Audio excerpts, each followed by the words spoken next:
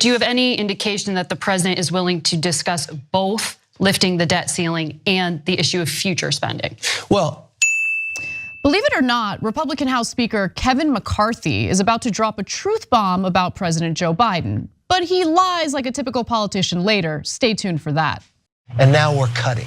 And you know what? I'm going to make some people uncomfortable by doing that, but I'm not going to give up on the American people. If he wins the primary, do you think he can win the general? And is it good for the Republican Party if Donald Trump is the nominee? Look. And then I want to get to Biden and his malarkey defense and all that stuff. Can Trump beat Biden? Yes, he can beat Biden. Is that a good thing for the Republican Party if Donald Trump is the... The Republicans get to select their nominee. I think if you want to go sheer policy to policy, it's not good for Republicans, it's good for America.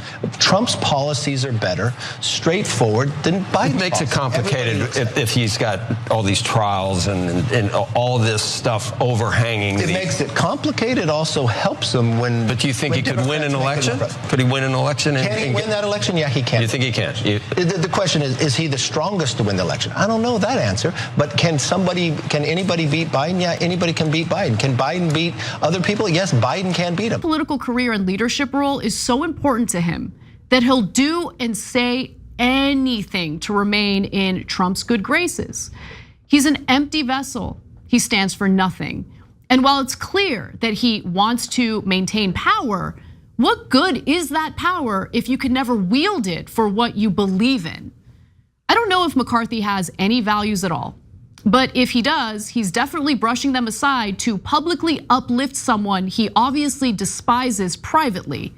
That's not strength. It's weak, unprincipled, and pathetic.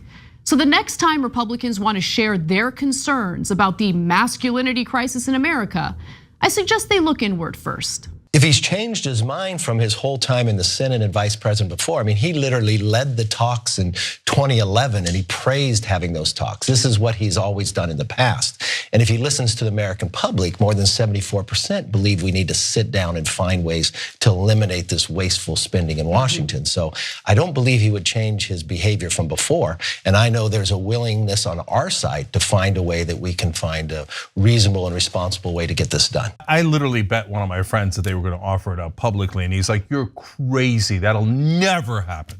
And of course, it happened. And by the way, after offering up cuts to Social Security and Medicare from a Democratic president and vice president, you know what they got back? Well, we just told you, nothing.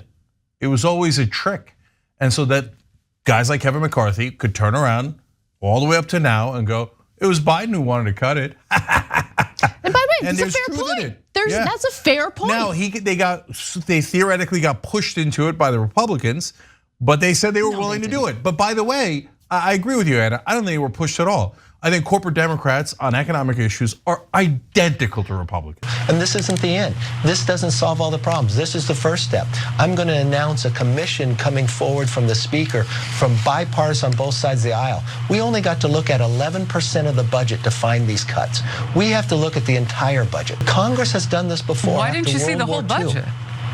Because the president walled off all the others. The majority driver of the budget is mandatory spending.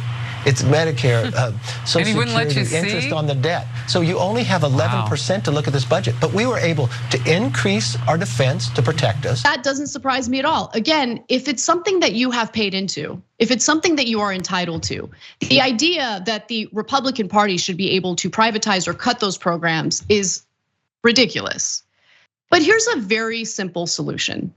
If you're genuinely concerned about funding Social Security, we could just do away with the tax cap that the wealthy benefit from.